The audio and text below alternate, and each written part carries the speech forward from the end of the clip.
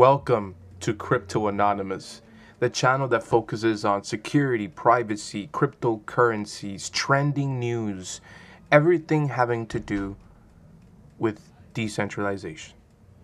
Now, today we're going to go over proof of weak hands and our weekly updates.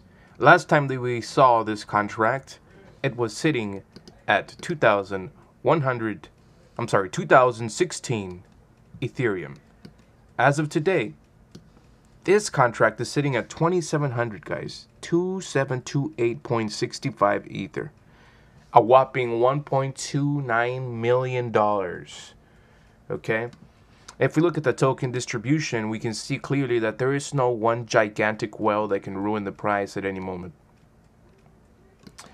And this is great for those of us that have experienced such crashes with cryptocurrencies or ICOs that are not made to be decentralized, right? They're made to exit.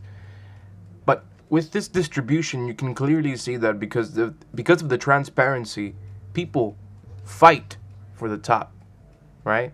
We had a whale that came in with 100 Ether and then later invested another 100 Ether. So you would need like 300 Ether to get to the number one spot and to enjoy those earnings.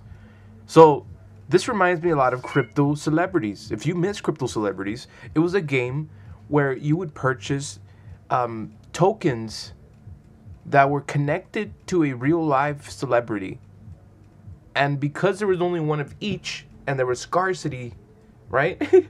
What ended up happening is people would buy them, and it just how proof of weak hands increases linearly, so did crypto kitties and crypto celebrities and Fish Bank and all those games that are successful because they can continue to flourish even during a downturn, even during a bear market. And so what I think proof of weak hands will continue to do is it's going to keep attracting people because of the marketing scheme that they have going on, right? They understand guerrilla marketing and the science of satire and how explosive it can be with the internet. And so what I feel what's going to keep happening is this number right here is going to keep going all the way to 0.01. And when that happens, I feel like they're going to change our masternode requirement maybe up to 10, 20, right? And then people will see that and they'll have to buy, the lower end will have to buy more. And so it's going to keep pushing the lower end to buy more, guys, by increasing this amount right here, right? Now, could this theoretically go to where it's 0.1 Ethereum? Yes. Yes, it can. And all we would need is 1/8 of the amount of believers that BitConnect had. If we just reach 1/8, okay? I'm not even talking, 8 billion. I'm talking just 1 billion. It will completely change the way people see smart contracts, lending platforms, staking. It will change everything in that market, in that specific niche. Because so far, we're so used to just pumps and dumps.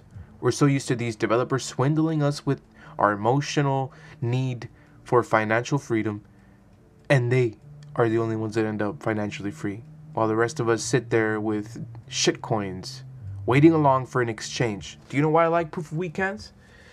The exchange is already here. Within 2 weeks, the freaking developers already had the website. No need to wait months. They don't care if Bitcoin is down because they're actually writing the code. They're the developers. They want the...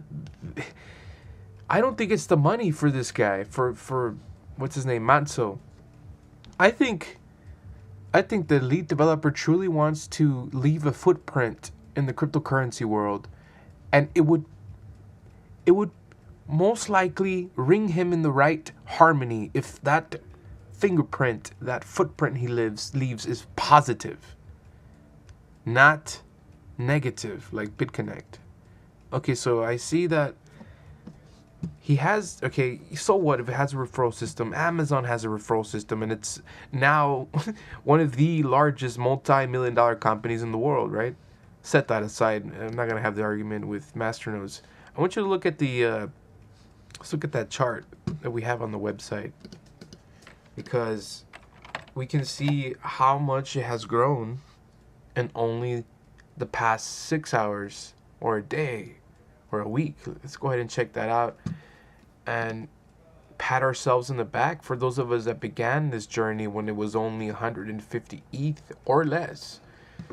And it sure felt weird being made fun of by the other cryptocurrencies that were attempting to do the same thing. Okay, so in the past hour, of course, we have what's very evidently a linearly based increase. Let's look at the 6 hours, okay? Because I'm looking at volatility. When someone sells a lot, we gain as well. So any volatility is great. See, but the problem is that this currency is so attractive to new investors that it's going to be a while before we see any type of volatility.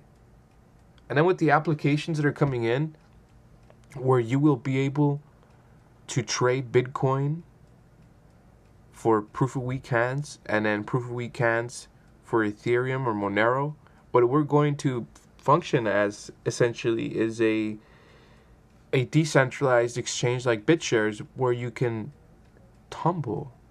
And that's interesting when it comes to privacy and anonymity, because tumbling is not a bad thing. It just adds security to your interactions within the blockchain with whatever cryptocurrency you chose to use. Now we tumble with things like our internet. It's called a VPN. It's essentially tumbling your data. Now, do I think that this exchange, that this cryptocurrency should promote that type of interaction? No. Do I like that it offers a feature? Hell yeah. Because it's not primarily that. It's just essentially a game based on 3 dimensions in which we all subjectively interact with. And the code will do its thing whether we want to or not. It'll keep doing its thing. It cannot be shut down by humans, perhaps by aliens, definitely not by governments. If it does get shut down by any of those aforementioned entities, what will end up happening is the entire ERC token, the ERC20 token network will be in danger. And so even if proof of weak hands gets broken into, the outcome is a stronger Ethereum network. I'm going to say that again so you guys can quote me on that someday. Even if proof of weak hands fails, the outcome of it is having a stronger Ethereum network. So I think it's important for us to keep looking at proof of weak hands, seeing how much it's growing, at what pace, at what rate, how long can it continue to grow at this pace, at this rate, and adjust our marketing accordingly.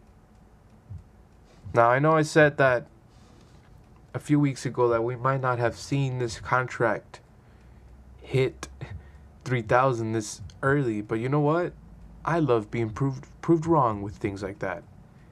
I thought this contract was going to hit 3,000 in maybe a month, but it's only been 5 days since I made that statement.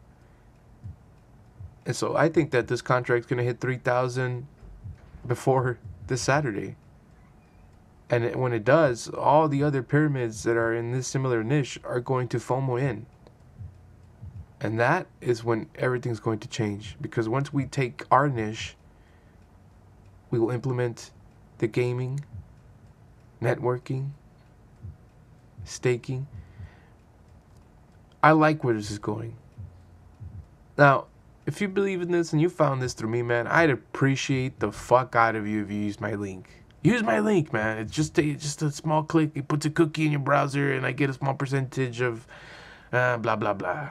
You don't have to, but I feel like I'm not a crypto YouTuber if I don't try to plug in my links there. Anyways, I'll see you guys later today for another episode of Crypto Anonymous. And remember to stay safe and to continuously research your investments and never fall too short of expansion.